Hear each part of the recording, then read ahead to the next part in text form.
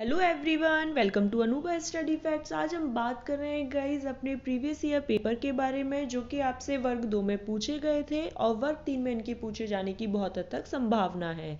MPTET previous year के नाम से एक प्लेलिस्ट बना दी गई है जिसमें हम सीडीपी के क्वेश्चंस को डिस्कस करते हैं। बाल विकास एवं शिक्षण शास्त्र से संबंधित ऐसे प्रश्न जो कि आपसे वर्ग 3 में पूछे जाने की संभावना है। तो आज का सेशन हम शुरू करते हैं। आज के लिए पहला क्वेश्चन है कि यदि किसी बच्चे की मेंटल एज मतलब मानसिक आयु 12 वर्ष है और कालानुक्रमिक मतलब उसकी होती है क्रोनोलॉजिकल एज 10 वर्ष है, तो अब हम इसको कैसे सॉल्व करेंगे। आईक्यू का जो फॉर्मूला होता है वो आप सबको पता होना चाहिए, लेकिन अगर अभी तक आपने इंटेलिजेंस की थ्योरी नहीं देखी है तो देख लीजिएगा। आईक्यू होता है mental as upon chronological age into 100। Mental as वो होती है जिस एज के अकॉर्डिंग बच्चा अपनी मानसिक प्रक्रियाओं को करता है, और क्रोनोलॉजिकल एज होती है जो डेट ऑफ बर्थ होती है। तो इसमें मानसिक एज कितनी दी है 12 और क्रोनोलॉजिकल एज 10 ईयर्स इंटू 100। तो ये हमारा आंसर हो जाएगा 120। तो आई क्यू क्या हो जाएगा 120। इस तरीके से अगर अभी तक आपने इंटेलिजेंस की थ्योरी नहीं देखी है तो सीडीपी फुल कोर्स में अनुभव स्टडी फैक्ट्स में आप देख सकते हैं। वहां पर इंटेलिजेंस, मेंटल एज का कॉन्सेप्ट, आईक्यू का कॉन्सेप्ट सब कुछ क्लियर है।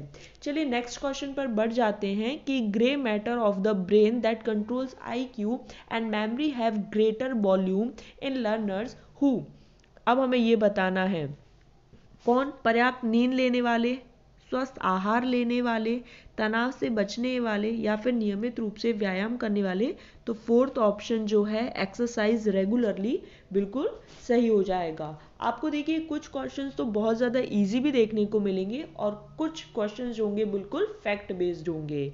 नेक्स्ट है वह जो अधिक खुला है, मिलनसार है, उद्यमशील है, हंसमुख है और काफ़ी आत्मविश्वास वाला है, वो कैसा होगा एक्सट्रोवर्ट होगा, बहिर्मुखी होगा। इंट्रोवर्ट और एक्सट्रोवर्ट के बारे में युंग ने बात की है।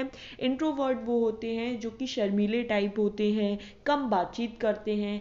एक्सट्रोवर्ट वो होते हैं जो कि मिलनसार होते हैं, हंसमुख जिनका चेहरा होता है। इस तरीके से आप याद रख सकते हैं। चलिए आगे बढ़ जाते हैं। Obsessive compulsive disorder OCD can be successfully treated using. तो ये क्या है, ये पूरा जो होता है ऑब्सेसिव कंपल्सिव डिसऑर्डर ये पूरा ब्रेन से रिलेटेड, तो ये कॉग्निटिव बिहेवियरल जो थ्योरी है उसकी वजह से इसको थोड़ा सा ठीक किया जाए। आगे बढ़ जाते हैं। Which is the second step in the problem solving method. अब ये बिल्कुल फैक्ट बेस्ड है। अगर आपको प्रॉब्लम सॉल्विंग मेथड के पता है कौन कौन से मेथड्स हैं, स्टेप्स हैं, तो यहाँ पर आप इसको बिल्कुल हिट कर लेंगे कि फॉर्मुलेशन ऑफ हाइपोथेसिस, परिकल्पनाओं का निरूपण। फर्स्ट ऑप्शन बिल्कुल सही हो जाएगा। इसके बारे में प्रॉब्लम सॉल्विंग पर क्वेश्चन आता है तो इसको मैं एक वीडियो में आपको अलग से डिटेल में एक्सप्लेन कर दूंगी। फिर बात आती है कि हमारी स्मृति का कौन सा हिस्सा है जो हमारे जीवन में घटित घटनाओं का भंडार होता है। तो ये भी देखिए बिल्कुल फैक्ट बेस्ड है। एपिसोडिक मेमोरी जो होती है प्रासंगिक, मतलब जितने प्रसंग, ऐसे आप याद रख सकते हैं, जितने भी प्रसंग हमारे जीवन में घटित होते हैं वो किस मेमोरी में रहेंगे, प्रासंगिक मेमोरी में, प्रासंगिक स्मृति में। इस तरीके से आप चीज़ों को याद कर सकते हैं। फिर बात आती है what is the first stage in moral development. तो भाई अगर कोलबर्ग का आपने मोरल डेवलपमेंट का सिद्धांत जो है वो नहीं देखा है तो सीडीपी फुल कोर्स बाय अनुभव स्टडी फैक्ट्स में देख लीजिएगा, चैनल पर अपलोडेड है। तो इसका फर्स्ट होता है प्री कन्वेंशनल, ये हमारा आंसर हो जाएगा। सेकंड लेवल जो होता है वो कन्वेंशनल होता है। थर्ड होता है पोस्ट कन्वेंशनल। तो आपको तीनों के नाम याद रखने हैं और ये याद रखना है कि कितने लेवल हैं, तो 3 हैं। फिर बात आती है what is the term Freud used to describe his theory. अब उनकी कौन सी थ्योरी है सबसे पहले ये पता होना चाहिए। तो साइको एनालिटिकल भी बोलते हैं और साइको सेक्सुअल थ्योरी भी बोलते हैं। अब उन्होंने माइंड को किससे कंपेयर किया है, तो आइसबर्ग से, उन्होंने आइसबर्ग से कंपेयर किया है। ठीक है, यहाँ पर आपको इस फ्रॉइड के बारे में भी डिटेल में एक अलग से सेशन में मैं डिस्कस कर दूंगी कि फ्रॉइड ने किस तरीके से बात की अपनी थ्योरी में।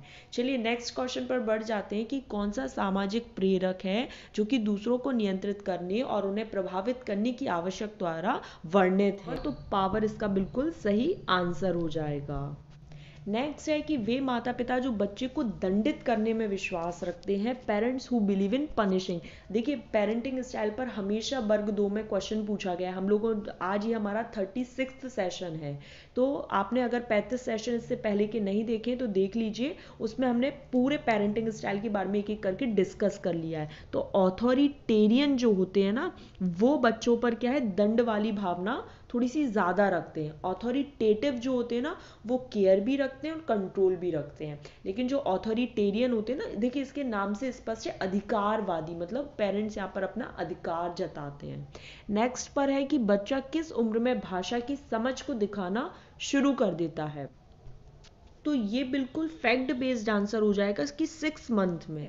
नेक्स्ट है कि which is not the principle of inclusive education. अगर आपने इंक्लूसिव एजुकेशन की थ्योरी नहीं देखी है तो देख लीजिए, चैनल पर अपलोडेड है, CDP फुल कोर्स बाय अनुभव स्टडी फैक्ट्स में, और 5 नंबर CTET में इंक्लूसिव एजुकेशन से पूछे जाते हैं।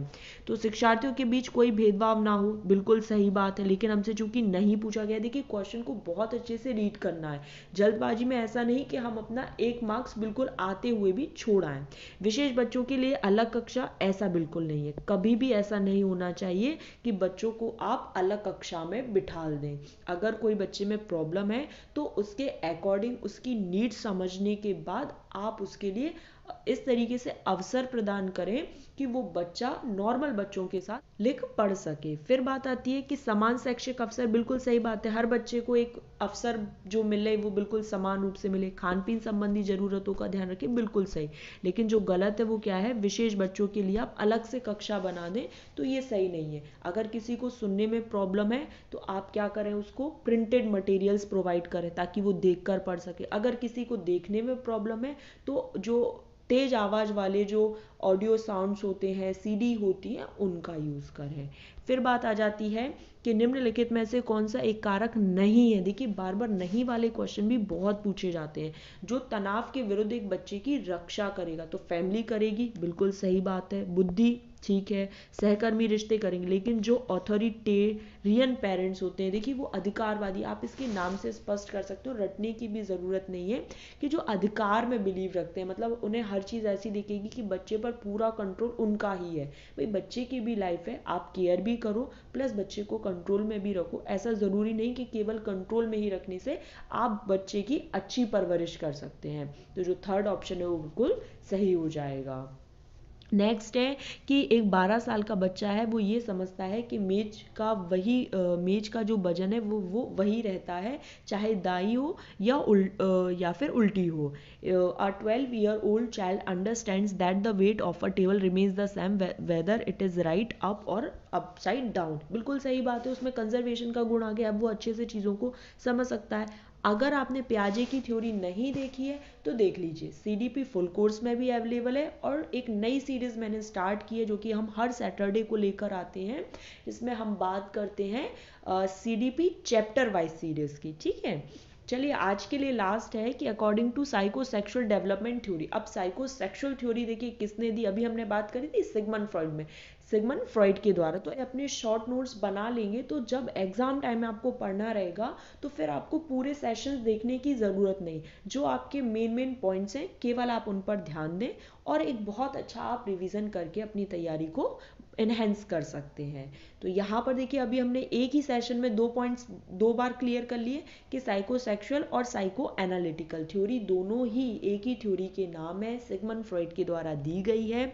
उसके बाद इनकी 5 स्टेजेस हैं, ये मैं एक अलग से सेशन में आपको डिटेल्ड में एक्सप्लेन कर दूंगी। सैटरडे को हम हर सैटरडे को हम अपना थ्योरी वाला सेशन लेकर आते हैं।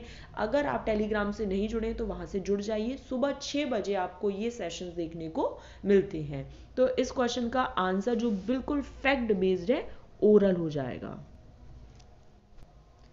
तो गाइज़ यहाँ पर हमारा आज का सेशन कंप्लीट हुआ, जिसमें हम वर्ग 2 से संबंधित महत्वपूर्ण प्रश्नों के बारे में बात करते हैं। ये इसलिए होता है सेशन कि आपको एक अनुमान लग जाए कि क्वेश्चन का जो पैटर्न है वो किस तरीके से है, क्वेश्चन किस तरीके से पूछे जाते हैं और आगे किस तरीके से पूछे जाने की संभावना है। टॉपिक सेम है, सिलेबस सेम है, तो अब आपको ये पता लगाना है कि क्वेश्चन किस तरीके से बनाकर या फिर एक ही तरह के क्वेश्चन को कितनी तरीके से ट्विस्ट कर पूछा जा सकता है। सेशन पसंद आया हो तो लाइक कर सकते हैं और कमेंट कर कर बता सकते हैं कि आपको सेशन कैसा लगा, और जो लोग एमपी टेट की तैयारी कर रहे हैं उन लोगों के साथ आप शेयर कर सकते हैं। और सबसे बड़ी बात, नोटिफिकेशन अगर आप जानना चाहते हैं तो ये जो बेल आइकन है, सब्सक्राइब करके, जो लाल बटन रहता है उसको सब्सक्राइब करके बेल आइकन को ज़रूर प्रेस करें, ताकि सुबह 6 बजे जब मेरी सेशन या जो मेरी वीडियो आती है उसका नोटिफिकेशन आप लोग को मिल जाए। हम नेक्स्ट सेशन में मिलेंगे। Thanks for watching this video.